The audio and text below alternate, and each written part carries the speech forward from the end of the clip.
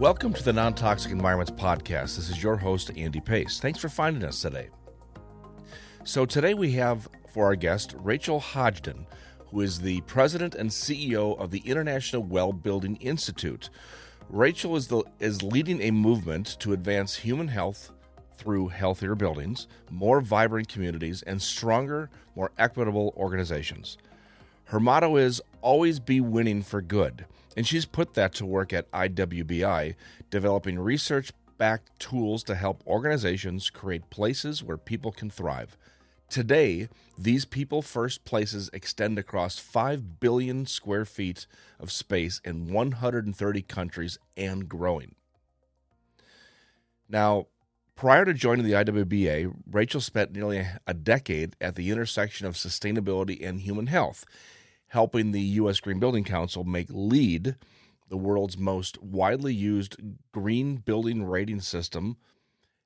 At USGBC, she founded the Center for Green Schools, which mobilized $275 billion in investments in LEED-certified educational facilities and deployed over 750,000 volunteers to transform schools on every continent. On top of all this, Rachel's actually involved in building her own Healthy Home project. So today we're going to talk to Rachel about building checklists, healthy homes, and where we're going as an industry. Here's Rachel. Yeah, thank you so much for having me. I'm excited for this conversation, Andy.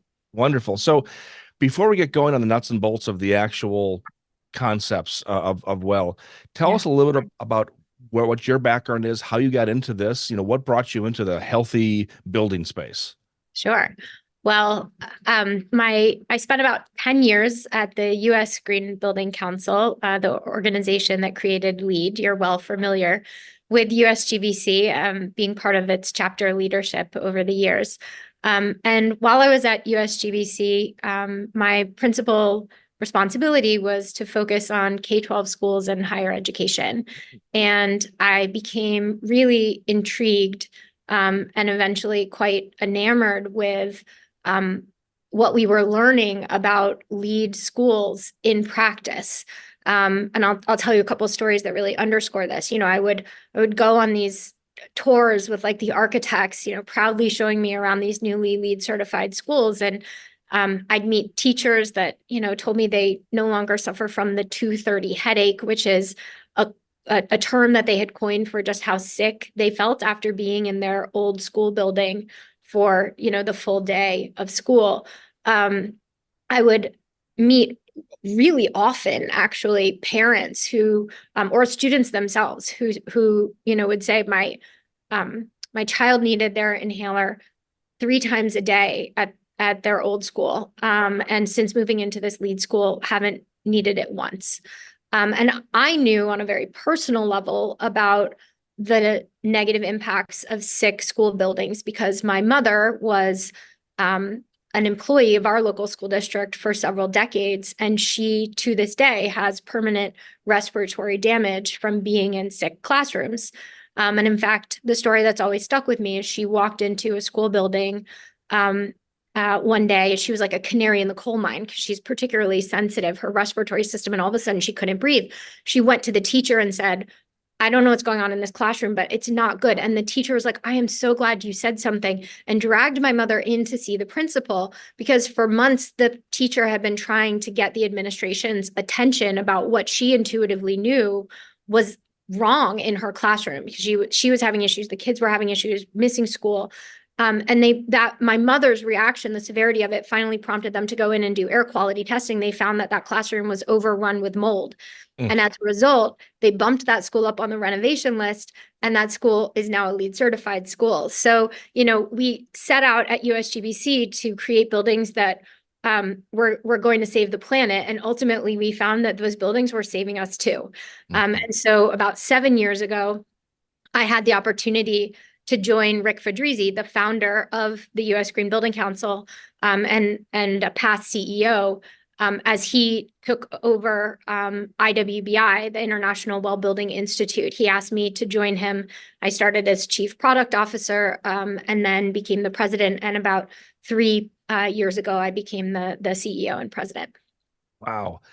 That's a wonderful uh, turn of events, I guess, to say that, starting off, I think all of us in the environmental space, we all kind of thought that um, we're going to do the right thing to try to help the earth. And I totally applaud that.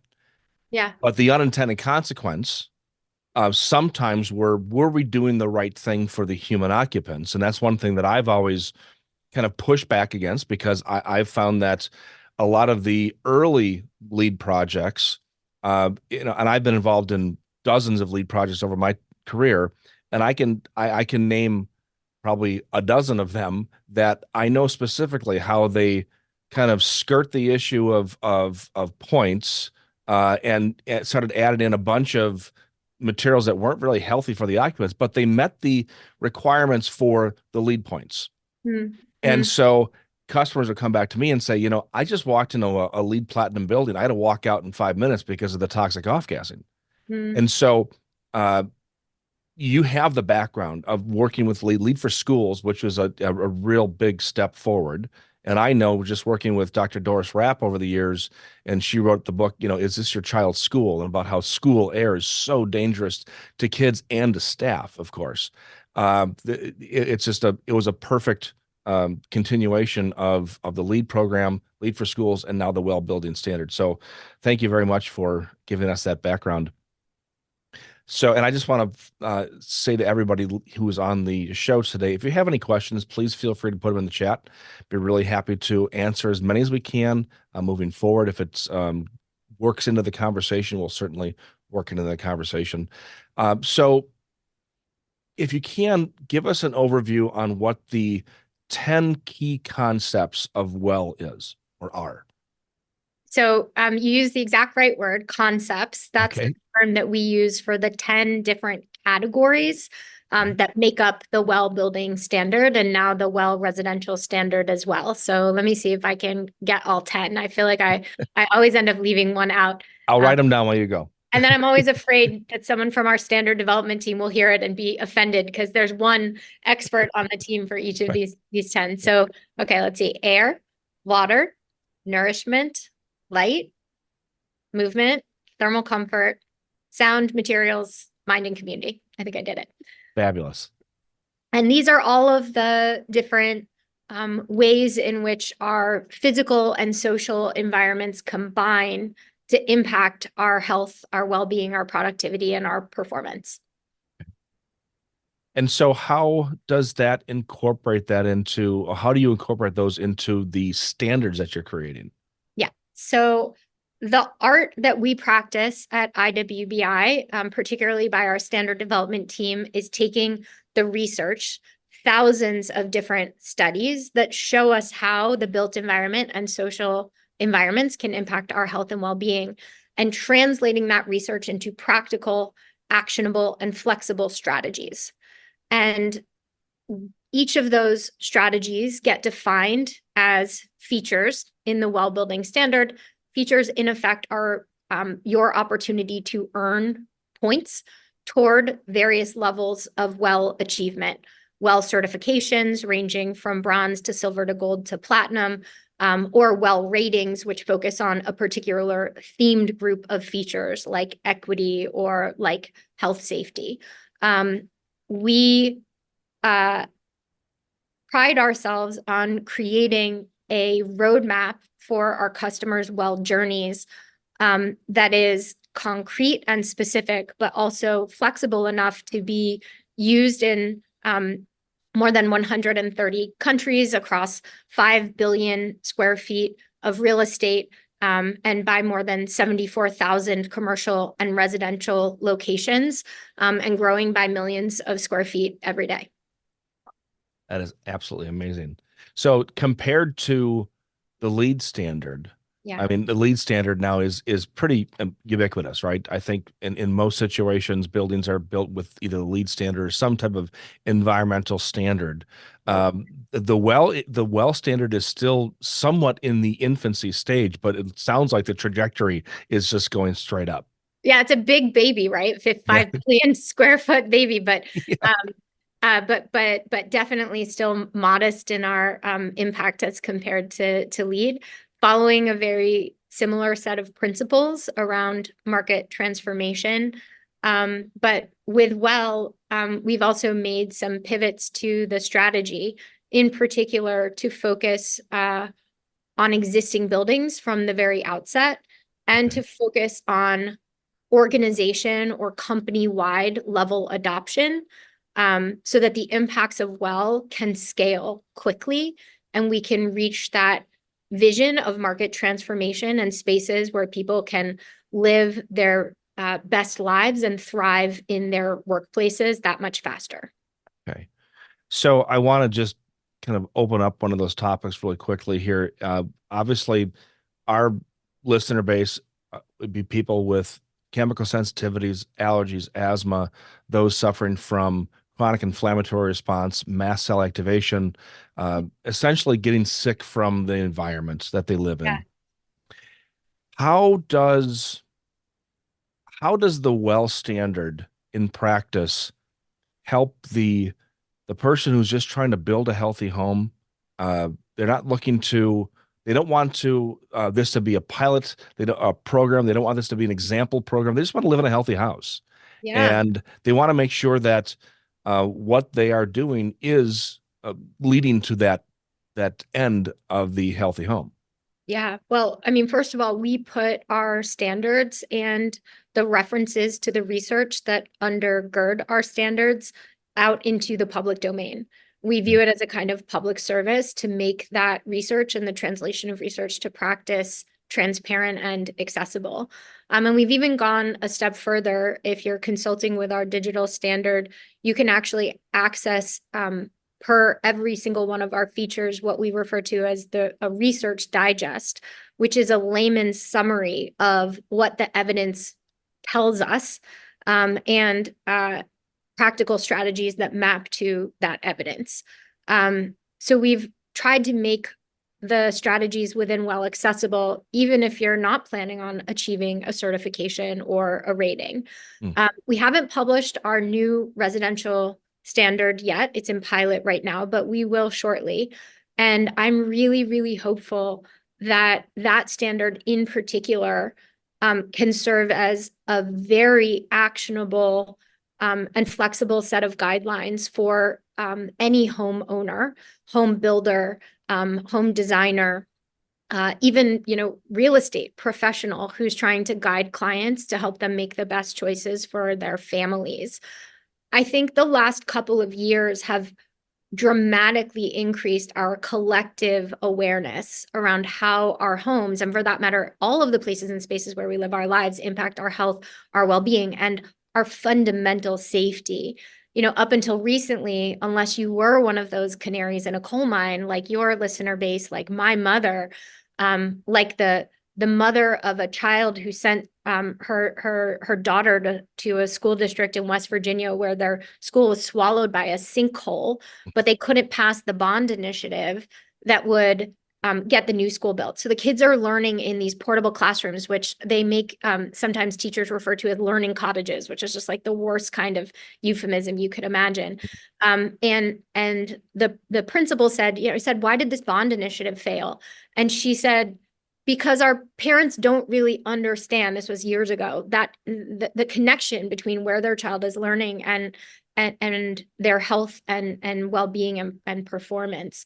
And so unless you're that mother, she said, who had to pull her child out of school and move to a new school district because her daughter was having asthma attacks Monday through Friday and then recovering on the weekend, you just may not really understand that it's where you are spending your days that's making you ill. And so, I think the amazing thing about where we are today, and we have in part the pandemic, to thank for the acceleration of some of these technologies and these technologies being made mainstream, is that a lot of the things that will make the biggest impact in a home can be implemented for very low cost and can be implemented in existing homes just as much as, homes that are benefiting from a ground up design and construction process. And I know that from experience because in New York, we're renters. We don't own our apartment in New York. And we recently were subject to construction happening next door. And all of a sudden, my standalone air purifiers are going red.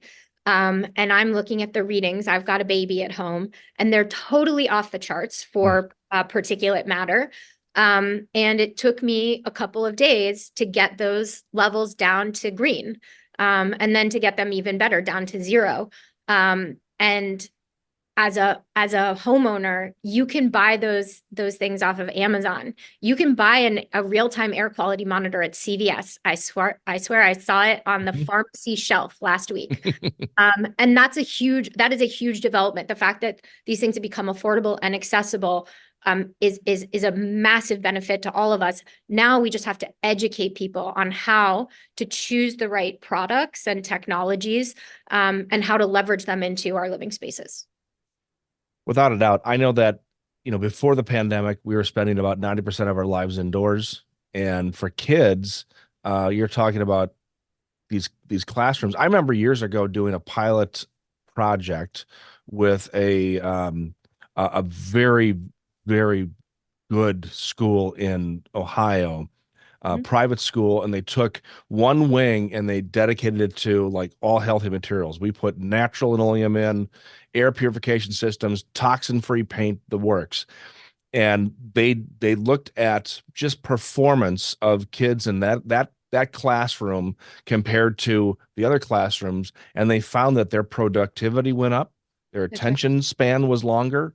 Yep. They didn't come out of the classroom, like you said, with that 2:30 headache, Yep. because of the school air. It makes a huge difference. And so now enter the pandemic, the last 4 years, and especially the first year and a half, 2 years, where people were literally stuck in their home at the kitchen table. Mom and dad are doing the work at the end of the table, and kids are doing, work there. And, parents are looking around going, well, as long as I'm home, I'm going to start doing some remodeling in here because that could use a little painting here, or I could put some fluid flooring in there. As a material supplier, our business went up during the Yeah. pandemic because people were doing all these at-home projects. But the interesting thing was that so many people came to us and said, well, I've got to live with this while the work's being done. Right. Well, they did before. They just didn't correlate that. Yeah. And now that they're at home actually watching it all, it's just it's the silver lining to the cloud of COVID is I that it brought us great awareness of our built environment and how we need to improve it. Yeah, that's right. And I think depending on where you lived, you were working from home or being schooled from home, finding that your environment was healthier and more productive, or quite the opposite.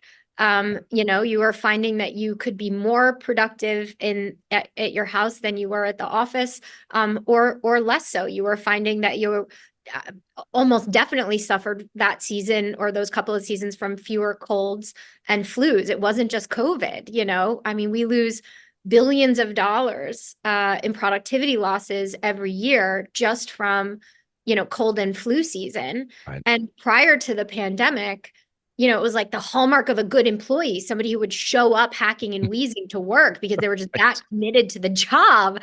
That we ever thought that that was a good idea for people or for business is in and of itself kind of wild. And right now, I think one of the sort of fights that we're fighting is to remind, to keep this on the brain, to say to people like, let's not forget everything that we learned during the pandemic. We can do better. And it's not just to protect us from the next pandemic, airborne pandemic that's around the corner. That's coming. Gupta calls this the pandemic era. But from everyday illnesses that every winter are causing us to lose out on productivity and just to feel really, really bad. And that's just the beginning of it, right? I mean, I shudder to think about what the long-term implications for my son would have been with his developing respiratory system, if I hadn't had the information at my fingertips and I hadn't been able to find, add-on solutions in my apartment. Because I mean, the air was unbreathable. We came home from a week away and everything was covered with a layer of brown dust and dirt. Wow. One of the things I found out was that there was no filtration media over the main vent that was bringing fresh air in from the outside. I was enamored when I found this apartment during the pandemic because it had a separate HVAC unit than the rest of the building. So I was like, I'm not sharing air with anybody. This is so great. But the thing that made it so great during the pandemic actually made it so much more dangerous when that building started work next door, because I didn't have the filtration in place and didn't know it until I had that information coming through my real-time air monitors. Wow. So the building being worked on next door, all that dust is kicked into the air outside, but then it's being sucked back into your space. That's right. And we talk about that quite a bit with residential construction, with if you're going to have an ERV or an HRV bringing in fresh air, how fresh is that air? You could be bringing in, like this time of year, when you see that layer of yellow pollen over everything, that Right. stuff's getting in your house too. So you got to be careful with how you set these systems up. Well, and your real-time monitoring, because it's variable. It's not Yeah. static, Right. so certain times a year it's going to be worse. Certain events, that are beyond your control, whether it's pollen in the springtime or, higher levels of particulate in the wintertime, your neighbor cooking, depending on, on your ventilation system, could be coming right into your bedroom. And so we're really big proponents at IWBI of leveraging real-time technologies for monitoring air quality. And that just puts so much more information at our fingertips. I'll give you another example. I've got a friend, I'm not going to out him on your show, but he's a vapor. And, addiction is a hard thing. And when he gets stressed, he vapes more. And I said to him when I was pregnant, I need you to promise me you're not going to vape while you're inside with me. And we were sitting in my living room, and all of a sudden, again, my air quality meter is like going crazy, this time not on particulates, which is what happened with construction, but on volatile organic compounds, VOCs. And I said to him, did you just take a hit of your vape? And he's like sheepishly like, no. And I'm like, this air quality monitor doesn't lie, Right. But imagine like how powerful it is to have that information. I think even the best intentioned homeowners often don't have good insights into the things they're doing in their homes that have the greatest impact. It could be opening a new package of markers. We've had people fail performance verification in well when someone comes in to do the air quality testing because they've just put new soil in the plants and the soil is off-gassing. Every time I go on a tour of a well certified space, people tell me about the problems that they unearthed that they wouldn't have known about had it not been for that performance testing requirement. And well, this is where the elevator pistons were pumping unfiltered air in from the outside because they were improperly installed. So we failed performance verification the first time around. Or, we didn't realize that our printer, which was right out on the main floor of the office, was off-gassing. And so the levels of VOCs in that particular area were off the charts. So, we put it in a well-ventilated closet. These are the kinds of insights that we can have. Yep. That's becoming more and more common in commercial buildings. I still think that's really rare in the residential space. It is. I mean, the residential space is still pretty much the Wild West. And so, we're trying to tame that. We're trying to bring, some sense to this. But, to your point about air quality tests, I remember doing an air quality test just last year where the results came back. And so we have handheld meters, of course, but that just gives us kind of a snapshot in time, right? So we Right. do the air quality test and it comes back with just ultra high levels of VOCs. And again, if you get to know me a little bit more, I'm not a huge proponent of using VOC as the metric to Yeah, determine whether or not the indoor air quality is healthy or not. Because let's face it, there are so many VOCs that are in our home that are they're completely not all bad. non-hazardous, Yeah. right? Yeah. And so, and case in point, uh, we find out that the VOC meter spikes, the results spike. I'm asking what's going on, what happened. Well, we find out that the homeowner during the test went in the kitchen and cut an orange to eat for breakfast, Hmm. spiked up the VOCs to about 850 grams per liter. Wow. That one's So, the orange surprises me, I gotta say. But what I will say is that for commercial buildings, for performance testing, we do require speciated VOC measures. We're Excellent. actually being able to isolate the VOCs that are the most problematic. Mhm. Unfortunately, right now, those types of air quality meters, as I'm sure you know, are far too expensive. Yes. And they generally need to be calibrated more often than a homeowner is going to comply with. So yeah, you're still dealing with that average VOC reading. I mean, I'm a fan of air quality meters that measure for a lot of things because you want insights into all of them, you know, Oh yeah. CO2, NO2, VOCs, PM 2.5, PM 10, et cetera. So, you know, I'm a big fan of measuring for all of those things. And then Yes. yeah, you're right. You have to be a little bit educated as a consumer. If the Right. VOC level spikes and you can't do that speciated reading, it should spark your curiosity, but not your panic. If you see your Exactly. 2.5, PM 2.5 levels go off the charts, don't panic, but like don't ignore that, you know? Right. Exactly. Well, that's the thing. It's like you have information is always valuable, no matter what. Good information, bad information, or bad news is just as valuable. You got to have that information to do something with, but then you have to make sure you are interpreting it correctly. And Yeah. so, Well, actually, this is something important to keep in mind, like in schools, for instance. I think schools face a particular challenge on the facility side because they're often dramatically underfunded and they don't Mhm. even have enough money to pay for like their leaky roofs and other deferred maintenance.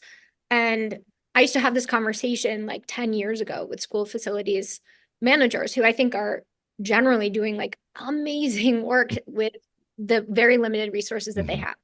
But I would say like you need to do water quality testing and air quality testing. And they would say, I don't want to know because I don't have a budget to fix it. And what I would tell them was like, in a few years, and certainly this prediction has come through, kids are going to be carrying these air sensors on keychains on their backpack. And you won't be able to hide from this information. And by the way, that information will be uploading to the cloud. I'm sure I didn't use the word cloud back then, but uploading to what is now the equivalent of the cloud. And the parent will be sitting there downloading that information on, you know, from their desktop. That era is here. The era of transparency is here. And I think it's incumbent upon all of us to have that knowledge and to take it into our own hands. I had a friend who was a principal at a school and she had her water quality tested. They were doing it across the district. And the report came back and she sent it to me and asked me if I could have someone take a look. I had a water quality expert take a look and they came back and said, like, this water is totally unsafe to drink. She went back to the district and said, I understand this water is unsafe to drink. And they said, oh, don't worry, it's not nearly as bad as some of the other schools. And you're supposed to feel good about that. Right. And so, you know, but I think all of us have to be not evangelists of this, but like practitioners Right. of this when it's our own health that's Right. on the line, and we have to be advocates for this. And so, you know, the poor people next door, not poor, but like the people doing construction next door, like didn't know what they were getting into with me as a resident because I'm sending them, you know, all my longitudinal measurements and all these like examples of the health consequences and things like that. They paid for my air purifiers as they should have. And then I was talking to other parents in the building. What are you noticing in your home? And one of the new moms was saying, like, I have been like hacking and wheezing. My throat has been burning. Um, you know, I think, and I consider her to be an incredibly well-informed mom on a variety of things related to her kids' health. She's a physical therapist. I go to her for a lot of advice. You know, which shoes should I buy for my son, you know, so his feet develop well. She had no idea, nor did she have any sense of what she could do to fix it. And I think that's exactly what I'm hoping well residential helps to advance is more awareness and more practical solutions that anyone can access to take control of the environments in their living spaces. That's fantastic. I love that description of that. So I wanted to ask you a little bit about another project you are working on, and maybe you can expand upon, what your involvement is with the Healthy Building Network. Oh yeah, I'm excited to talk to you about this. I got to get my talking points straight because full disclosure, I just did my board orientation yesterday. All right. But I am one of the newest board members of an organization that historically has been known as the Healthy Building Network, but now is going through a name change, calling themselves Habitable. And it is an incredible organization that harnesses, the power of data and science to bring more transparency to what is in the materials that we use to build our buildings and the places where we're living our lives, spending 90% of our time or more, like you say. And then to help people make better choices in material selection, make safer choices, make healthier choices. And in particular, we've been working with them to leverage their new informed platform and tool into our new well residential standard. And what I love about the informed tool is that rather than focusing on the individual product, like this particular carpet tile by this particular company, they're actually focusing on what the health attributes are in the category of building material. And the reason why that is so important, I mean, it's important for a number of reasons, but I think the most important aspect of that is that by the time you get down to selecting, for instance, the carpet tile, you've already made a choice, Mhm. carpet, Carpet. and so you weren't necessarily making a choice to ask yourself, generally speaking, what would be the healthiest, floor treatment that I could select. And so they've made a very user-friendly tool. I think it's a tool that's much more friendly to residential builders who have less budget, less time, less money, less staff, oftentimes than commercial building developers. To help them, just choose, like, to understand, is this a red, an orange, a green, zone product? And where are the biggest opportunities to make the biggest strides, to make the biggest difference, and let's get them in that earliest phase of decision making. So I'm very excited about the work that organization is doing and how we might get to be a part of it. And I'm very excited about I think the much more readily accessible solution that their informed tool has offered as we're trying to shift practices in residential, where we've seen much lower uptake to date of healthy home practices than we have started to see in the commercial building sector. Yeah, I think the combination of the Healthy Building Network and and even what I do as a healthy home consultant, I think works really well together. Yeah. I've been telling people for years, there are, I think Healthy Building Network says 85,000. At last count, we're about 92,000 different chemicals used in the production of building materials, home goods, and so forth. Out of that, we know the toxicological effects of about 3%. Yep. Now, all those other chemicals that we don't know if they're actually healthy or not for us, we don't know how they interact with each other. We don't know how they interact with moisture and with heat when you start heating up a space. All these Right. unknowns. Right. And in our country, it's unfortunately a chemical only gets taken off the market after there's been enough class action lawsuits and people getting sick or worse. That's right. And so I've had to help people through the process of building a home by choosing materials, not looking at an MSDS sheet, because an MSDS sheet or a SDS sheet is only going to give you, what a first responder or a spill cleanup crew needs to know.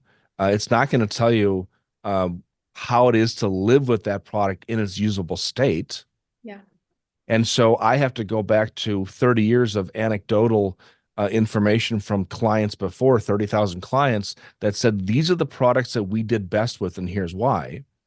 And then I do my own series of, formaldehyde off-gassing tests and VOC emittance tests and so forth, and how we create our list of materials. Yep. And then, of course, every customer is different. Every homeowner is different. It might be that one person is really triggered by mold because of chronic inflammatory response. The next customer says, that's not really the issue for me. It's the fact that, I want to protect my grandkids from the microplastics that are found in all the building materials. Yep. And so everybody has their own hot button. Yep. So work with an organization like Healthy Building Network and then now with Well to be able to come together with a set of standards that actually make sense. And then we can hopefully use that as part of our process for vetting materials and systems. That's right. And you have to influence decisions all along the chain, right? So a lot of the work that Healthy Building Network does is, or now Habitable does, is about shifting practices with those that are, designing and building the spaces, but even prior to that, manufacturers, as they're making choices about what to put in their products and trying to make better choices about that. Through our residential and commercial building standard, because the commercial one is used right now primarily in residential for multifamily, really seeks to influence the not just the design community, but home developers, because we really wanted to make sure that we were designing a system that could impact market rate homes and not just the whiz bang, like pop, most expensive homes that have, bigger budgets and maybe more ability to bring experts into the project. And so, you've got to sort of impact the standards that are in place for developers as they're coming up with their, specs, their, product selection choices that they tend to repeat over and over again. And then for someone like you, Andy, and the Green Design Center, really working in, I think in many cases with homeowners themselves. And so you've got to be able to have that information at every point in the chain. And people ask a lot, like, is it going to be more expensive to build a healthy home? And I'm going through that process right now. I'm building a multi-generational, hopefully Well Platinum certified net zero home with my family and my parents. And I would say that the biggest cost that I suspect most people will take on is the learning curve, because most architects and builders right now aren't educated on how to make healthier choices in the design and construction process. And so my hope is that for every one home that, becomes well certified, that, like as with LEED, for instance, there'll be 1,000 other spaces that are built utilizing those same standards. My architect, we did a charrette for Well. And afterwards she said, she had printed out the draft standard of Well residential. She said, like, this is going to be our new Bible. Like, we've always wanted to design healthier homes for our clients, but we haven't really had that set of guidelines. And there are so many practical strategies in here that we can absolutely do for low or no cost. But now we have, the roadmap. And so that's, my hope is a lot more people will take advantage of that roadmap. And so with you and your project, your own personal project, I want to get in this a little bit with the time we have left. As you said, the biggest part of this process is a learning curve of the architects, designers, contractors, because they have their way of doing things. And I'm not saying that their way is wrong. It's worked for them. Yeah. But they are, I say they collectively, the industry doesn't like being told what to do because they feel as if they've been able to do this successfully for decades. Sure. And when you say, well, maybe I want you to do moisture checks and all the wood before you start insulating and drywalling. Can you just do that for me? And they'll like, oh, I suppose we can do that. It's like you have to sort of guide them to these small little steps, and they'll get through a whole project and say, that really was not difficult. We should do this all the time. So tell us a little bit about this project and what did you do first? Like, who was the first contractor or was the contractor or the architect? Who did you hire first in this process and where did that take place? Yeah. So, like so many crazy people during the pandemic, we were like, what should we do with our time? Let's build a house during the most expensive and challenging time probably in our living memory to do that. But my parents really wanted a place where they could age in place, and where they live right now on Cape Cod, There's no way to retrofit their home for a first floor bedroom. And meanwhile, my wife and I were working on having our first child, and probably will be the only one, full disclosure.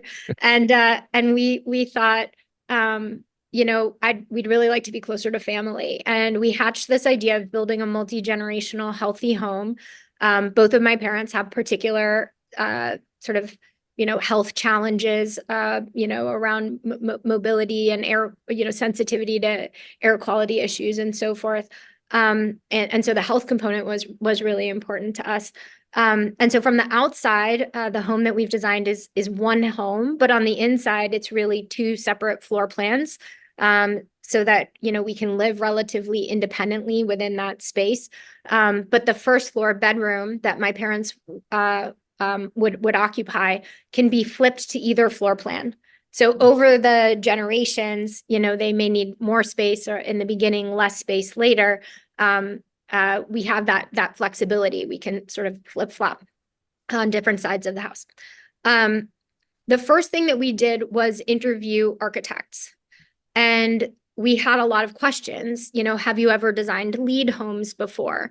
What are the choices that you make related to health and well-being? And one of the reasons why we selected the amazing firm J&A, Jill Neubauer Architects, was because they did have a lot of experience in building green homes, which I think is a close cousin of healthy homes. And one of their first recommendations was that they bring on an environmental and sustainability consultant. So they were really readily willing to admit that they didn't necessarily have all of the knowledge, but we could get faster to the best choices in the project if we hired someone who could advise on things like active ventilation, for instance, or insulation, a couple of places where you have opportunities to make a big difference. So we've focused a lot on ventilation.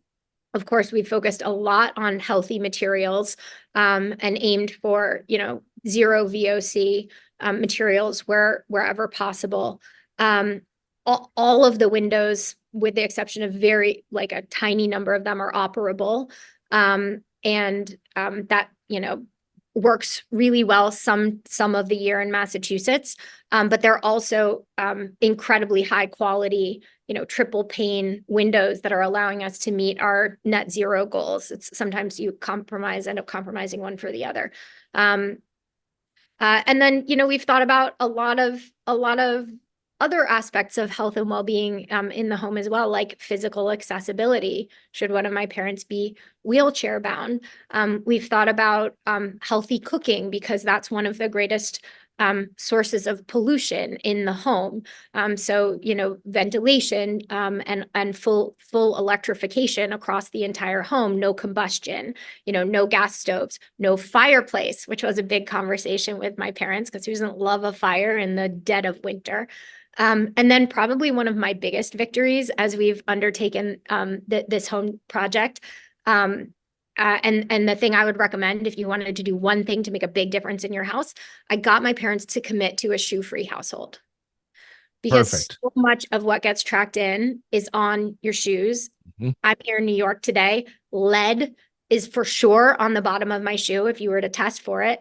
We've got a 1-year-old. He's crawling. His breathing, space is right down at that floor level. And I was able to compel my parents. We never had a shoe-free household growing up. I was like, look, you can buy regular shoes, but you just can't take them out of the house. And they created a whole shoe cubby system. And my mother bought like 20 pairs of slippers in different sizes, because God forbid someone should have cold feet. Those little things are going to make a very big difference. That does make a huge difference. And I've used that tip before. It's like the quick and easy way to make your home healthier right away is to just not wear shoes in the house. Yeah. Makes a big difference. And so, boy, I could go on tangents with this. I will say this, that what I do love about this is you're approaching a healthy home from the holistic viewpoint. It's not just, can we meet these checklists and get the points, but we have to take in consideration too, if we're going to build, where are we building? Do we have access to a park? Do we have access to, food? Is there a grocery down the road? I mean, all these things. I have to tell clients all the time that something that seems so just a pedestrian way of doing things might actually be that healthy home attribute because it makes you feel good. That's right. That's and I've mentioned this 100 times in podcasts that there's a quote in Stapachafeta architecture, which is an Eastern Indian philosophy of building and placement and so forth, that says that every corner of every room should bring you bliss. Mhm. Meaning, don't build a big mansion that you can't afford to decorate the way you want and to finish it out the way you want. Build something smaller, and make sure that you love every space. And that when you wake up in the morning and you walk into that kitchen, you just love the flooring, you love the cabinetry, whatever it is. That's a healthy home attribute that a lot of us forget about. Yeah, well, and a lot of what makes a home healthy is not readily visible to the naked eye. So I think we think a lot about aesthetics when we design our dream home, if we're so lucky, or when we select the apartment or the home that we're gonna buy or that we're gonna rent. And I think this is goes to the heart of what we've been talking about in terms of the importance of awareness and education, because we have to ask different questions. So, when we were renting our apartment in New York prior to the pandemic, not the one I live in right now, but the one before it, I was asking all these questions like, is the stove vented to the outside? What about the dryer? Let's talk about, the operable windows, like all kinds of like, very techie questions. And my wife was just rolling her eyes at me like, this is so obnoxious. Nobody asks these questions in New York. People want to know about the granite countertop. That's enough. And and then the pandemic happened. And I remember the day she turned to me and was like, you were right. And now I think more people are asking those questions, but let's really work to educate people so that they do know these questions, whether it's, they're selecting a school to send their children to, they're selecting a home where their elderly parents are going to live. They're making a choice about where to buy or where to rent. The place where they're going to lay their heads down to rest, their families are going to lay their heads down to rest for years to come. Let's arm people with the right questions to ask, and let's help people to make the homes that they have as healthy as they can be. And one of the things I'm most proud of is of the 30,000 plus residences that are enrolled in the pilot. This is a pilot, and we have over 30,000 homes enrolled. And they continue to sign up day over day. But of that 30,000 that are currently enrolled, the majority of them are existing homes under common operation. And in fact, 22,000 of them are privatized housing on military bases. Wow.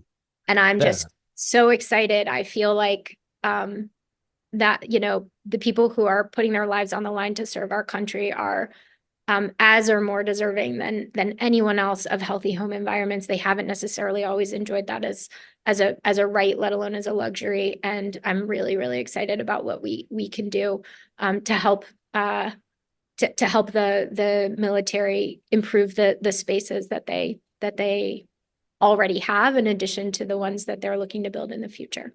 That is absolutely fantastic. I really, really love that approach. As we close up the show today, when can we look for the new well residential, those standards coming out to be able to go through? Yeah.